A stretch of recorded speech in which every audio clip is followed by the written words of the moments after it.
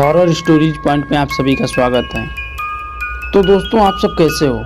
आशा करते हैं कि आप लोग ठीक ही होंगे। तो दोस्तों, अगर आप लोग हमारे चैनल पर नए हैं तो चैनल को सब्सक्राइब कर लें और बेल आइकन भी दबा दें, क्योंकि हम ऐसी डरावनी कहानियाँ हर रोज़ रात 9 बजे लेकर आते हैं। तो चैनल को सब्सक्राइब कर लें और बेल आइकन भी दबा दें, जिससे आने वाली वीडियो की नोटिफिकेशन आप तक जल्दी मिलती रहे। दोस्तों, यह एक छोटी सी लव स्टोरी है। दोस्तों, मेरा नाम राजेंद्र है और मैं उत्तर प्रदेश का रहने वाला हूँ। मैं आज आपको अपनी बीती हुई बात सुनाना चाहता हूँ। मैं हिंदुस्तान यूनिलीवर कंपनी में ऑपरेटर का काम करता हूँ। मेरा घर कंपनी से 10 किलोमीटर की दूरी पर है।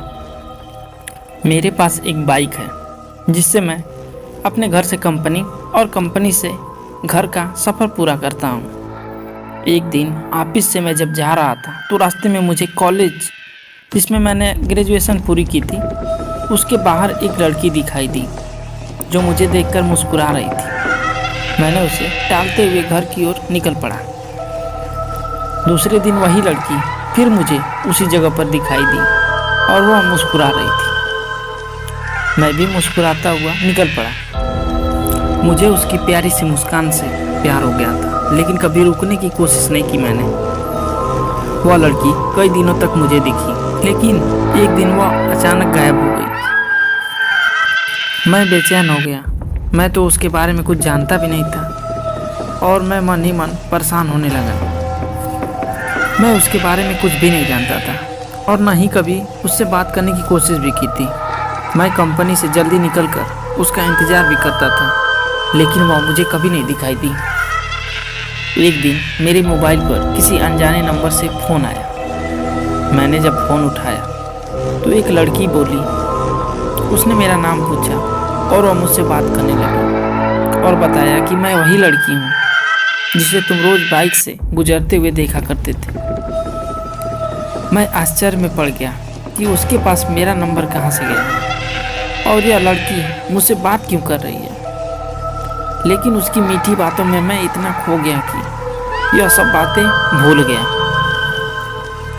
एक दिन उस लड़की ने मुझे कॉलेज के बाहर मिलने के लिए बुलाया। मैं और मेरा दोस्त हम दोनों बाइक पर उससे मिलने को गए, क्योंकि मैं कभी भी लड़की से अकेले में नहीं मिला था, इसीलिए घबरा रहा था। तो मैंने अपने दोस्त को भी साथ ले लिया।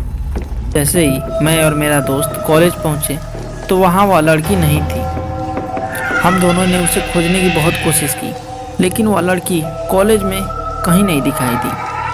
कॉलेज के बाहर भी देखा, कहीं पर दिखाई नहीं दी। मैंने उसे फ़ोन भी लगाया, लेकिन मोबाइल स्विच ऑफ आ रहा था। मैं घर लौट आया और घर में घुसते ही उसका फ़ोन आया, तो मैंने गुस्से में ही उसका फ़ोन काट दिया। फिर उसने दोबारा कॉल किया।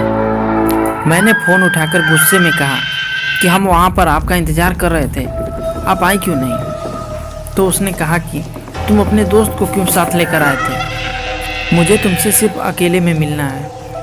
कहा ना मैंने, अकेले आना हो तो आना, नहीं तो रहने दो, मुझे नहीं मिलना है तुमसे। अगले दिन सुबह सुबह मैंने उसको फ़ोन लगाया, लेकिन उसकी मम्मी ने फ़ोन उठा लिया। मैं एक बार तो डर गया, लेकिन कॉलेज के प्रोजेक्ट का बहाना बनाकर उससे बात करने को उसकी मम्मी से कहा। उसकी मम्मी ने कहा कि पागल हो गए हो क्या? प्रिया को मरे 3 महीने हो चुके हैं। मैं हक्का बक्का रह गया और मेरे हाथ से मोबाइल छूट पड़ा और मैं बुरी तरह कांपने लगा। मेरी समझ में कुछ नहीं आ रहा था कि मैं करूं तो क्या करूं। बहुत सारे सवाल मेरे मन में घूम रहे थे। मैंने सोचा कि जिस लड़की को देख रहा था और जिससे मैं बात कर रहा था, क्या वो एक आत्मा थी? मुझे फिर भी विश्वास नहीं हुआ। मैंने अगले दिन फिर प्रिया की मम्मी को फ़ोन करके सारी बात उनको बताई, तो उन्होंने बोला कि अगर तुम्हें यकीन नहीं है तो मेरे घर आकर देख लो। उसके ठीक अगले दिन मैं प्रिया के घर गया तो प्रिया की फ़ोटो पर माला चढ़ी हुई थी।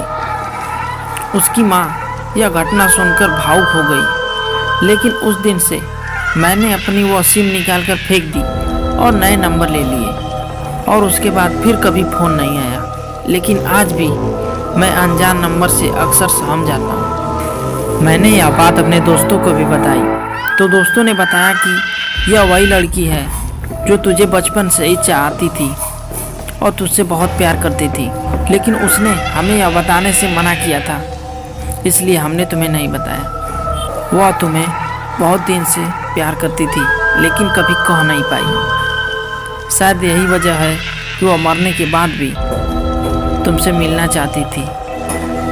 यह सुनकर तो मेरे होश ही उड़ गए। तो दोस्तों, आपको यह कहानी कैसी लगी हमें कमेंट करके ज़रूर बताएं और ऐसी ही कहानी सुनने के लिए हमारे चैनल को सब्सक्राइब कर लें। धन्यवाद।